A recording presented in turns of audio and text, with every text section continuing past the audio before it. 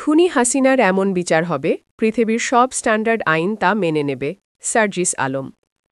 জুলাই গণ-অভ্যুত্থানের সময় সংঘটিত মানবতা বিরোধী অপরাধের মামলায় আসামি শেখ হাসিনার এমন বিচার হবে, পৃথিবীর সব স্ট্যান্ডার্ড আইন তা মেনে নেবে বলে মন্তব্য করেছেন জাতীয় নাগরিক পার্টির এনসিপির মুখ্য সংগঠক উত্তরাঞ্চলের সার্জিস আলম।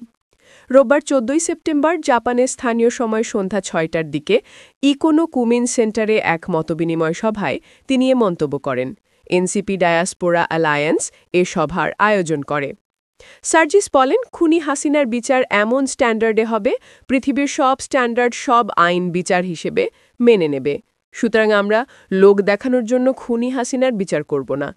যেমন করে হাসিনা বাংলাদেশের আলেম ওলামা, রাজনীতিবিদদের শুধু নিজের খায়েশ পূরণ করার জন্য লোক দেখানো বিচার বহির্ভূত হত্যাকাণ্ড করেছে।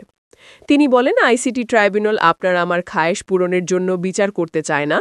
হাজার হাজার ছাত্র জনতাকে হত্যার নির্দেশদাতা খুনি হাসিনার বিচারিক প্রক্রিয়া সঠিকভাবে শেষ করে তাঁকে ফাঁসিতে ঝোলানো নিশ্চিত করতে চায়।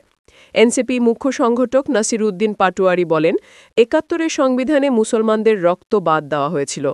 গত ১৫ বছর কারোর মুখে দাড়ি থাকলে, মাথায় টুপি থাকলে, টাকনুর নিচে কাপড় পরলে তাকে জঙ্গি বলে রাস্তায় খুন করা বৈধ করা হয়।